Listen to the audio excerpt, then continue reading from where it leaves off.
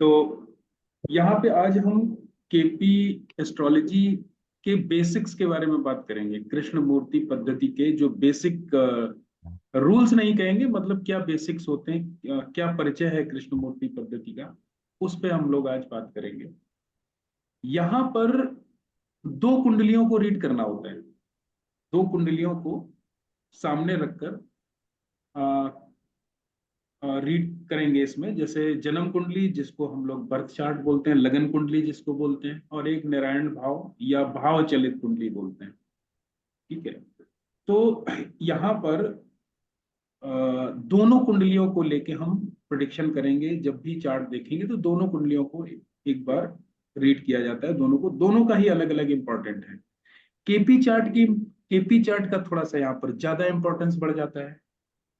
लग्न chart planet की exact राशि बताएगा कि कौन सा प्लैनेट किस राशि में बैठा हुआ है। जो बर्थ चार्ट है, जैसे फर्स्ट हाउस में 4 नंबर लिखा हुआ है, कर्क राशि, और यहाँ पर सूर्य बैठा हुआ है, तो हम ये जन्म जो लग्न चार्ट है ना, उसको देख के हम कहेंगे कि सूर्य कर्क राशि में बैठा हुआ है। दूसरा चार्ट जो होता है, जो जिसको केपी चार्ट बोलते हैं, वो प्लैनेट की हाउस पोजीशन बताता है कि एक्चुअल वो प्लैनेट किस हाउस में बैठा हुआ है। अब इसको थोड़ा सा ऐसे समझते हैं, किसी भी राशि का जो स्पैन होता है ना, वो फिक्स है। 30 डिग्री का स्पैन होता है किसी भी राशि का। 360 डिग्री पूरी कुंडली की जोडियक का होती है। तो 30-30 डिग्री में ये 12 भाव बटे होते हैं। 12 का अगर 3 में मल्टीप्लाई करेंगे तो 360 आता है। ठीक है। तो हर राशि का जो स्पैम है वो फिक्स है। हर राशि 30 डिग्री की ही होती है। और केपी चार्ट ये बताता है कि हाउस का जो स्पैम है ना, वो छोटा भी हो सकता है और बड़ा भी हो सकता है। किस बेस पे ये छोटा बड़ा होता है? जो उस हाउस की जो डिग्री है, वो डिग्री उस हाउस का कितना एरिया कवर करेगी, या वो हाउस, वो जो राशि है, वो हाउस को कितनी एरिया में अलाउट हुआ है, उस पर डिपेंड करता है। इसका पीछे का गणित ये है कि जो अर्थ का जो रोटेशन जो है ना, वो स्फेरिकल नहीं है, मतलब गोलाकार नहीं है। अर्थ का जो उसकी जो उसका सरफेस है स्फेरिकल, उसका जो अर्थ का जो साइज है या जो आकार है, वो स्लाइटली इलिप्टिकल है, हल्का सा अंडाकार है ना। तो अगर ये गोलाकार होता, पूरा सर्किल टाइप से होता, तो हम 360 डिग्री को 30-30-30-30 डिग्री में बराबर बराबर 12 भागों में बांट सकते थे, अगर ये गोलाकार होता। लेकिन ये चूंकि अंडाकार है, तो इसको जो है ना, हम बराबर बराबर नहीं बांट सकते। जब भी हम इसको बराबर बराबर, मतलब जब भी हम इसको बांटेंगे, तो कोई हाउस बड़ा हो जाएगा, कोई हाउस छोटा हो जाएगा। तो इसी पर ही, इसी आधार पर ही ये कृष्ण मूर्ति पद्धति बनी है। यही केपी चार्ट का बेस है। इसलिए कोई भाव बड़ा हो जाता है और कोई भाव छोटा हो जाता है। इसीलिए राशि कहीं कहीं गायब हो जाती है और कहीं कहीं पर राशि वो डबल आ जाती है। केपी चार्ट जो है, वो आपके प्लैनेट की सही पोजीशन बताता है, सही स्थिति बताता है। आपने देखा कि लगन कुंडली में आपका पहले भाव का स्वामी, मान लीजिए अगर 12th हाउस में बैठा हुआ है, फर्स्ट हाउस का स्वामी कैसे निकालेंगे? जैसे फर्स्ट हाउस में 4 नंबर लिखा हुआ है, कर्क राशि लिखी हुई है, तो फर्स्ट हाउस का स्वामी हो गया चंद्रमा। ये तो सबको क्लियर है ना? ठीक है। तो जैसे आपने अपनी लगन कुंडली देखी, तो लगन कुंडली में आपका पहले भाव का स्वामी मान लीजिए 12th हाउस में है, और केपी चार्ट में वो 11th हाउस में शिफ्ट हो गया है। तो ये पक्का है कि वो रिजल्ट जो है ना, वो 11th हाउस के ही देगा, 12th हाउस के रिजल्ट नहीं देगा। अगर प्रथम भाव का स्वामी 12th में गया, तो आप कहेंगे कि ये व्यक्ति आइसोलेट रहना पसंद करेगा, इसको अकेलापन पसंद होगा, ये खर्चीला स्वभाव का होगा। लेकिन जब ये 11th में पहुंच गया, केपी चार्ट में आपने देखा कि फर्स्ट हाउस का स्वामी जो 12th में बैठा हुआ था, अब वो 11th हाउस में पहुंच गया, तो क्या कहेंगे? तो हम कहेंगे फिर वो व्यक्ति आइसोलेट नहीं रहेगा, फिर वो व्यक्ति सोशल हो जाएगा। क्यों? क्योंकि 11th हाउस जो होता है ना, वो सोशल सर्कल का होता है, और वो काफी डिजायरफुल इंसान हो जाएगा। उसको हर चीज में कुछ ना कुछ पाना चाहता होगा वो फिर खर्चीला नहीं रहेगा, फिर वो छोड़ेगा नहीं चीजों को, वो पाना चाहेगा। तो इस तरीके से हम केपी चार्ट का जो हाउस वाइज पोजीशन होती है वो केपी चार्ट की ज्यादा एक्यूरेट होती है। अब जैसे एक एग्जांपल और लेते हैं, जैसे फर्स्ट लॉर्ड लग्न चार्ट में मान लीजिए 6 हाउस में गया हुआ है। अब 6 हाउस किस चीज का होता है? 6 हाउस बीमारी का होता है, 6 हाउस रोग रिपू ऋण शत्रु इन सब चीजों का होता है। तो फर्स्ट लॉर्ड अगर लगन चार्ट में 6th में बैठा हुआ है तो आप कहोगे कि ये व्यक्ति बीमार रह सकता है। लेकिन केपी चार्ट हमने अगर उठाया और हमने देखा कि वही प्लैनेट जो फर्स्ट हाउस में बैठा हुआ, फर्स्ट हाउस का जो लॉर्ड है जो 6 हाउस में गया हुआ था, वो 5th हाउस में पहुंच गया। तो यहां पर रिजल्ट उल्टा हो गया। अब हम ये कहेंगे कि ये जो व्यक्ति है ये फन लविंग रहेगा, ये व्यक्ति स्पोर्ट्स पसंद करता होगा, ये व्यक्ति बिल्कुल भी बीमार नहीं रहेगा। तो यहां पर क्या है, ये प्लैनेट की एक्चुअल पोजीशन है। तो केपी चार्ट से प्लैनेट की एक्चुअल पोजीशन पता चलती है। तो ये चीज जो है ना, आप अपने अपने चार्ट में इसको लगाकर भी देख सकते हैं कि एक बार आप लगन कुंडली अपनी देखिए और देखिए कि किस भाव का स्वामी, जैसे फर्स्ट हाउस का लॉर्ड किस हाउस में बैठा हुआ है, तो उससे वो चीज सिम्टम्स आपको मैच करेंगे। कि केपी चार्ट उठा के देखिए कि फर्स्ट हाउस में जो भी राशि लिखी हुई है वो उसका लॉर्ड हुआ, वो किस हाउस में गया हुआ है। तो उससे आपको एक्चुअल समझ में आ जाएगा कि हाउस की पोजीशन किस चार्ट के अनुसार काम करती है। अब ये तो सारे प्लैनेट की बात हो गई, जितने भी 9 प्लैनेट हैं इसमें 7 प्लैनेट जो है ना इसी बेस पे काम करते हैं केपी में। लेकिन यहां राहु केतु को समझना थोड़ा सा ट्रिकी है, क्योंकि जो राहु केतु है ये, इनकी जो पोजीशन है ना, ये हम दोनों चार्ट से लेंगे। मतलब यहां पर हम लगन चार्ट को भी देखना पड़ेगा और हमको केपी चार्ट को भी देखना पड़ेगा, क्योंकि राहु केतु अपना अपना भी रिजल्ट देते हैं, जिस राशि में बैठे होते हैं उसका भी रिजल्ट देते हैं, और जो प्लैनेट इनको देख रहा होता है उसके भी रिजल्ट देते हैं, और जो इन राहु केतु के साथ में जो भी प्लैनेट बैठा होता है उसके भी रिजल्ट देते हैं। तो ये जब अपना रिजल्ट देंगे तो उसकी पोजीशन हम देखेंगे केपी चार्ट में, कि केपी चार्ट में ये किस हाउस में बैठे हुए। ये जिस राशि में बैठे होंगे उसको देखने के लिए हमको देखना होगा लगन चार्ट, किस राशि में बैठे हुए हैं, और कौन सा प्लैनेट इनको देख रहा है इसकी भी पोजीशन देखने के लिए हमको लगन चार्ट देखना होगा, और कौन सा प्लैनेट इनके साथ में बैठा हुआ है ये उसका भी रिजल्ट देते हैं, तो उसकी पोजीशन भी हमको लगन चार्ट से देखनी पड़ेगी। अब ये हम राहु, जब हम सिग्निफिकेटर पढ़ेंगे आगे आगे केपी में कैसे निकालते हैं वो आगे पढ़ेंगे। आज मैं सिर्फ एक जनरल आइडिया दे रहा हूं आपको, ठीक है? तो इसकी जो प्रिडिक्शन है वो दो तरीके से काम करती है।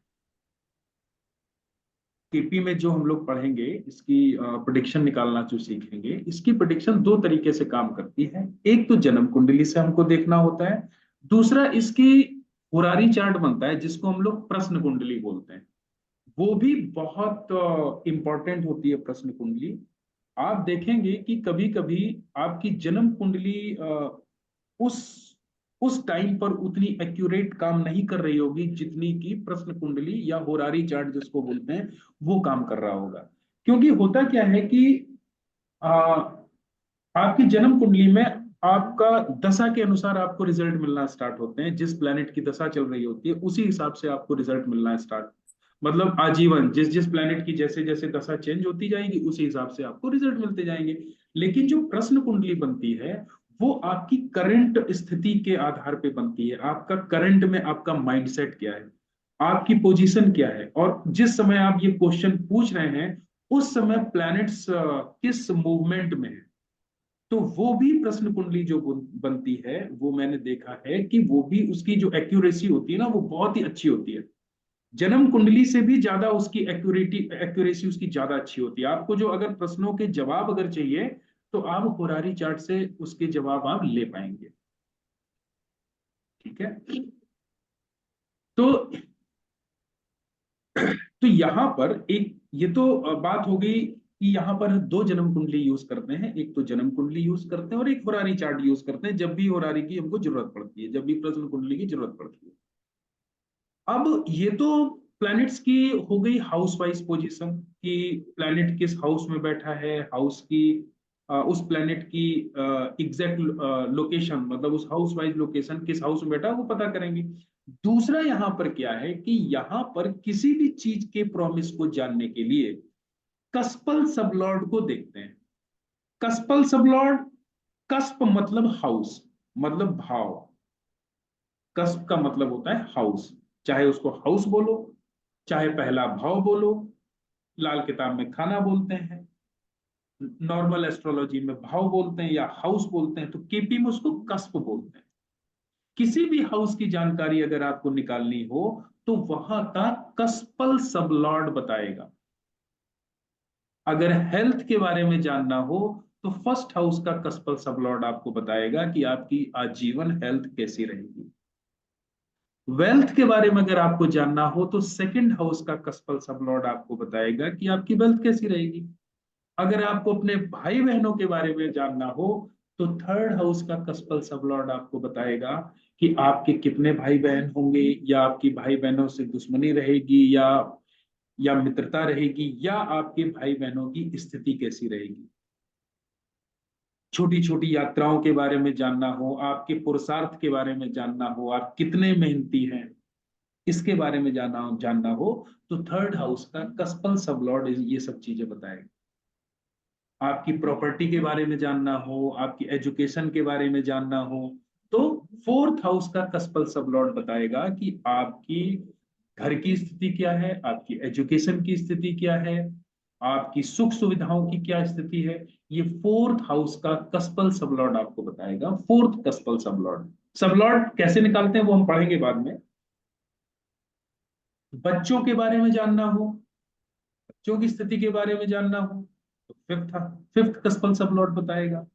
आपको कस्टमर से पेमेंट आसानी से मिलेगा कि आपके कस्टमर आपका उधार खा जाएंगे, या आपके ऊपर कर्जा चढ़ेगा, लोन चढ़ेगा, कितने शत्रु रहेंगे, इन सब की स्थिति जानने के लिए सिक्स कस्पल सबलॉर्ड। आपकी मैरिज के बारे में जानने के लिए, शादी के बारे में जानने के लिए, बिजनेस पार्टनर के बारे में जानने के लिए सेवेंथ कस्पल सबलॉर्ड बताएगा। कुछ नहीं, बहुत सिंपल है। हमको कोई इधर उधर पोजीशन नहीं देखनी है कि ये इस हाउस का मालिक कौन है, कौन इसको देख रहा है, किस राशि में बैठा हुआ है, नवमांश में कहाँ है, दसमांश में कहाँ है, कुछ मतलब नहीं। सीधे सीधे आपको उस हाउस का कस्पल सबलॉर्ड उठा लेना है, जो जो वो कहे आपसे, बस वही वही आपको बोल देना है, वही वही आपके जीवन में घटित होगा। आयु के बारे में जानना है, एर्थ कस्पल सबलॉर्ड बताएगा।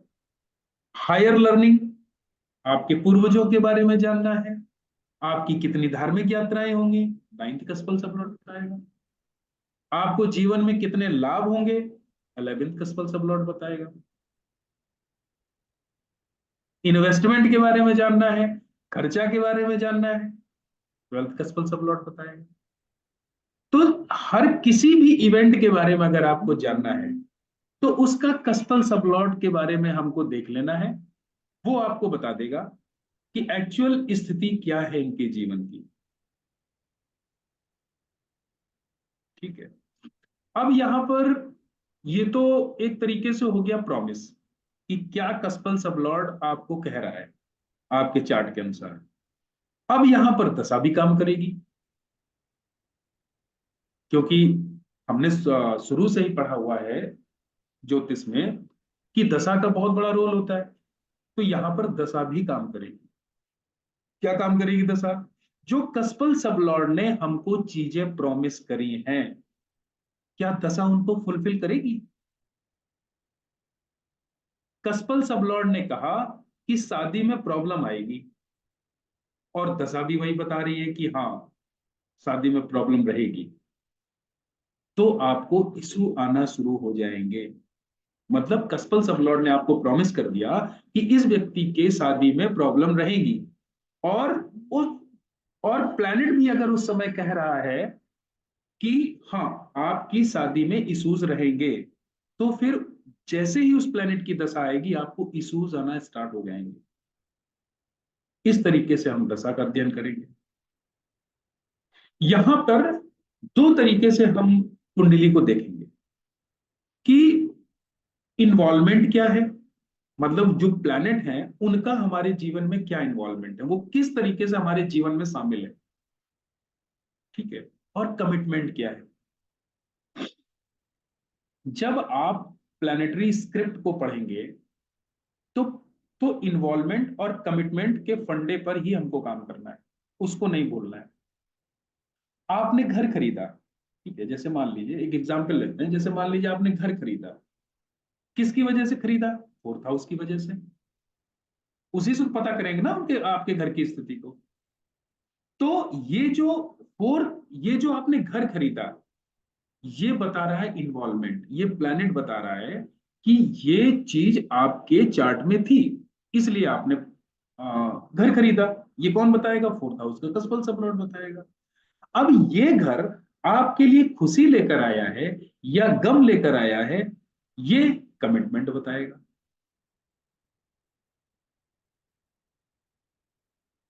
ठीक है, तो केपी चार्ट को पढ़ते समय सिर्फ तीन चीजें हमें ध्यान रखनी है। एक तो कस्पल सबलॉर्ड, दूसरा दशा अंतरदशा, तीसरा इन्वॉल्वमेंट कमिटमेंट, और हाँ एक चीज को और नहीं भूलना है, कारक तत्वों को भी नहीं भूलना है। प्लैनेट के जो कारक तत्व होते हैं उनका भी बहुत बड़ा रोल है। केपी में लोग कहते हैं कि सिर्फ हाउस को हमको रीड करना है, नहीं, हाउस को तो रीड हमको करना ही करना है, लेकिन एस्ट्रोलॉजी में, ज्योतिष में आपने हमेशा पढ़ा होगा कि सबसे पहले प्लैनेट अपने कारक तत्वों के रिजल्ट देता है, जिस चीज का वो कारक है, उसके बाद में फिर किस हाउस में बैठा है उसके रिजल्ट देता है। अब जैसे इसको भी एग्जाम्पल से समझ लेते हैं, ये कारक तत्व कैसे काम करेगा केपी में। जैसे मान लीजिए फिफ्थ कस्पल सबलॉर्ड ने आपको 2 5 11 जैसे नंबर दिए, वो कैसे नंबर देगा हम आगे पढ़ेंगे, ठीक है। तो 2 5 11 का मतलब ये हुआ कि आपको संतान अवश्य होगी।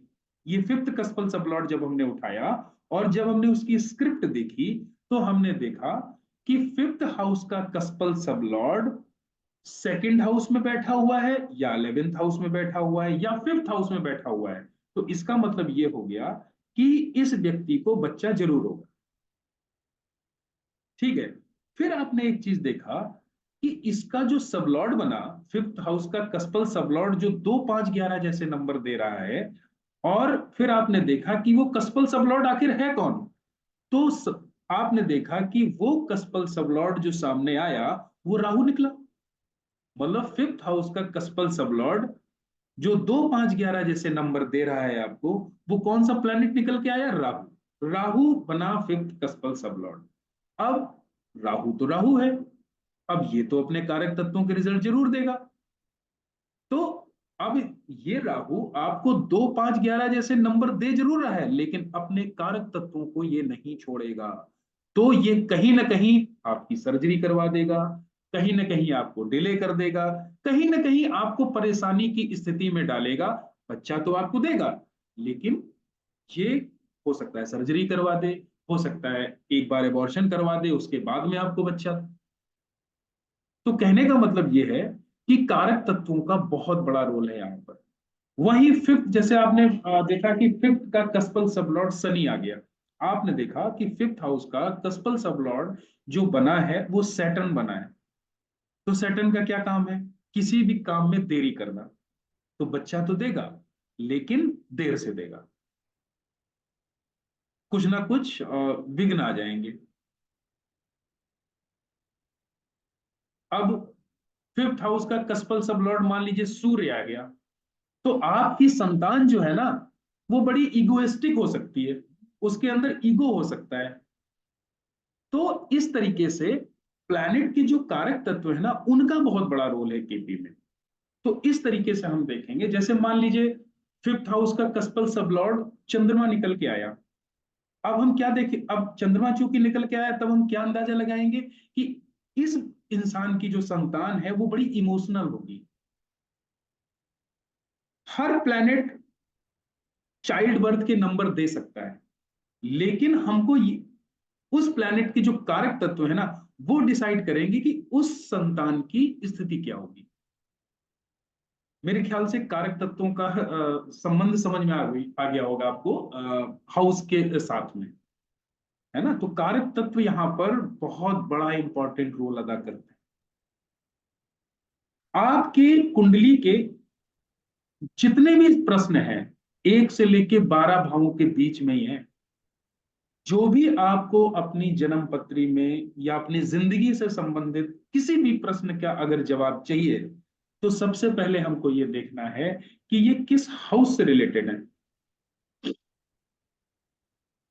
अगर आपको, आप प्रॉपर्टी क्यों नहीं बना पा रहे हैं, इसकी जानकारी कस्पल सबलॉर्ड देगा। फोर्थ हाउस का कस्पल सबलॉर्ड देगा।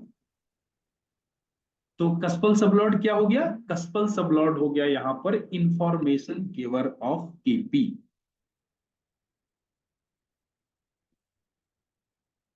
कस्पल सबलॉर्ड हो गया इंफॉर्मेशन गिवर, मतलब आपकी कुंडली किस चीज का प्रॉमिस आपको कर रही है, और दशा सिचुएशन बताएगी इस समय करंट में क्या सिचुएशन चल रही है आपकी।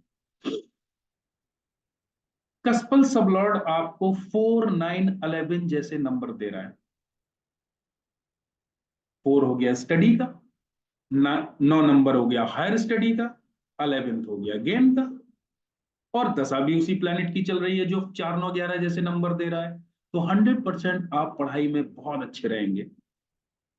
किसी भी बच्चे की पढ़ाई की स्थिति को अगर जानना हो, जैसे मान लीजिए आप ही का बच्चा है, वो किसी भी क्लास में पढ़ रहा है, आपको ये देखना है कि ये बच्चा पढ़ाई में कैसा रहेगा 10th तक, या हायर एजुकेशन तक, या 12th तक, जिस पोजीशन की हमको स्थिति पता करनी है। बस हमको चार्ट उठाना है। चार्ट में हमको सबसे पहले ये देखना है कि इस समय किस प्लैनेट की दशा चल रही है। पहले तो हमको फोर्थ हाउस के कस्पल सबलॉट को उठा के देखना है कि फोर्थ हाउस का कस्पल सबलॉट आखिर क्या कह रहा है। इसको, इसका एजुकेशन में मन लगेगा कि नहीं लगेगा, इसकी एजुकेशन की स्थिति कैसी रहेगी। ठीक है, हमको फोर्थ हाउस ने ये बोल दिया कि इसकी जो पढ़ाई की जो स्थिति है ये एवं ही रहेगी, कोई खास नहीं रहेगी। ठीक है, मिली जुली रहेगी, कभी जो है ये बहुत अच्छे नंबर ले आएगा, कभी जो है ये खराब, पढ़ाई में इसका मन नहीं लगेगा, इस तरीके की मिली जुली स्थिति रहेगी। फिर आपने देखा कि दशा किस प्लेनेट की चल रही है। अगर दशा बहुत अच्छे प्लेनेट की चल रही है जो फोर्थ हाउस नंबर दे रहा है, 11th हाउस नंबर दे रहा है, तो उस समय ये पोजीशन नहीं बिगड़ेगी। उस समय उस बच्चे की पढ़ाई अच्छी चलेगी, उस समय उसका पढ़ाई में मन भी लगेगा। हाँ, ऑल ओवर जो इसका जो रिजल्ट निकल के आएगा ना, क्योंकि एजुकेशन का प्रॉमिस तो हल्का है, मध्यम है, तो मध्यम दर्जे की पढ़ाई रहेगी, लेकिन दशा के अनुसार उसकी पढ़ाई ऊपर नीचे होती रहेगी। ठीक है। तो अब जैसे 4, 9, 11 ये तो अच्छी पढ़ाई के नंबर हो गए। अब जैसे फोर्थ हाउस का कस्पल सबलॉर्ड ने जैसे जो भी नंबर दिए, लेकिन दशा मान लीजिए चल रही है फिफ्थ हाउस की, 8th हाउस की, 12th हाउस की। अब फिफ्थ हाउस क्या है? फिफ्थ हाउस तो मौज मस्ती है, इधर उधर जो है प्यार मोहब्बत का है। और 8 क्या है? उसके साथ में निगेटिव हाउस जुड़ गया, मतलब इधर उधर वो प्रेम प्रसंग भी करेगा, और हो सकता है शारीरिक संबंध में भी इन्वॉल्वमेंट हो जाए। 12 नंबर क्या है? वो बेड प्लेजर का हो गया। तो अगर दशा 5, 8, 12 नंबर की चल रही है, तो आप कुंडली को देख के समझ जाइए कि बच्चे के भटकने के चांसेस ज्यादा हैं, आपको यहां पर ध्यान देने की जरूरत है। ठीक है, इस तरीके से हाउसेस का रोल धीरे धीरे बढ़ेगा। जो कमिटमेंट है, जो प्रॉमिस है उसका, और किस प्लेनेट की दशा चल रही है उसका, इस तरीके से हम इसको रीड करेंगे। कैसे रीड करेंगे वो हम आगे पढ़ेंगे। ठीक है? कुछ चीजें हैं, जब जब हम बीटीआर पढ़ेंगे, बीटीआर में इन सब चीजों का बहुत बहुत यूज होता है। जैसे छोटी छोटी चीजें। बीटीआर किसको करते हैं? बीटीआर करते हैं बर्थ टाइम रेक्टिफिकेशन को। बर्थ टाइम रेक्टिफिकेशन जब हम पढ़ेंगे तो हम उसमें सबसे ज्यादा जो यूज करते हैं वो यूज करते हैं फर्स्ट हाउस का। फर्स्ट हाउस आपको बीटीआर में ये बताएगा, जैसे मान लीजिए कोई चार्ट आया आपके पास में और उसने मुझसे ये कहा कि सर मुझे टाइम की एक्यूरेसी नहीं पता है, मेरा टाइम जो है ना 15-20 मिनट ऊपर नीचे है। तो हम क्या करेंगे बीटीआर में, टाइम को 5 मिनट पहले करके देखेंगे। तो उसमें क्या होगा कि उसका कस्पल सबलॉट चेंज हो जाएगा। जैसे मान लीजिए जब उसने अपना बर्थ चार्ट दिया उस समय उसके फर्स्ट हाउस का कस्पल सबलॉर्ड सेकंड हाउस दिखा रहा है, तो हम उससे ये कहेंगे कि आपके पैसे की स्थिति कैसी है, या आपको कोई चीज पैसे को इकट्ठा करने में आपका बैंक बैलेंस कैसा है, किसी चीज को इकट्ठा करने में आपका मन ज्यादा लगता है क्या। अगर उसने कहा नहीं नहीं नहीं ऐसा तो नहीं है, तो हम क्या करेंगे कि उसके चार्ट को आगे पीछे करेंगे। मान लीजिए फर्स्ट हाउस का कस्पल सबलॉट 12th हाउस शो करने लगा, 12th हाउस में चला गया, फिर हम उससे पूछेंगे कि आप खर्चीले बहुत हैं, आपके पास में पैसा रुकता नहीं है, खर्च बहुत ज्यादा हो जाता है। उसने कहा हाँ सर ऐसे ही होता है, मैं इकट्ठा पैसे नहीं कर पाता हूँ और खर्च मेरा बहुत ज्यादा होता है। तो थोड़ी देर के लिए वहां पर रुक जाएंगे। अब हम दूसरा सिम्टम मैच करेंगे। दूसरा क्या करेंगे, सेहत के बारे में करेंगे। उससे अगर फर्स्ट हाउस का कस्पल सबलॉर्ड अच्छे नंबर दे रहा है, जैसे 2 नंबर दे रहा है या 11 नंबर दे रहा है, तो उससे पूछेंगे आपकी हेल्थ अच्छी रहती है, आपकी हेल्थ में कोई प्रॉब्लम तो नहीं है। अगर उसने कहा नहीं है तो ठीक है, मैच कर रहा है। तो फर्स्ट फर्स्ट के कस्पल सबलॉर्ड से मैच करेंगे, फिर 6 हाउस के कस्पल सबलॉर्ड से मैच करेंगे, क्योंकि 6 हाउस बीमारी है। अगर 6 हाउस का कस्पल सबलॉर्ड कोई प्लैनेट है वो निगेटिव हाउसेस दे रहा है, तो उसी प्लैनेट से संबंधित उस व्यक्ति को बीमारी होगी। तो हम बीमारी पूछ लेंगे। चंद्रमा है और अगर 12 नंबर या 8 नंबर या 6 नंबर दे रहा है, तो उससे हम पूछेंगे कि आपको जुकाम खांसी रहती है, या ब्लड से संबंधित इस तरीके से रिलेटेड कोई समस्या रहती है आपको। सूर्य बैठा होगा तो पूछ लेंगे क्या आपको बोन से रिलेटेड प्रॉब्लम है, कैल्शियम से रिलेटेड आपको समस्या रहती है। ठीक है। तो इस तरीके से जब बीटीआर हम लोग पढ़ना शुरू करेंगे, तो बीटीआर को कैसे यूज करते, वो इसी कस्पल सबलॉर्ड के सिम्टम से ही हम उसको सही करते हैं।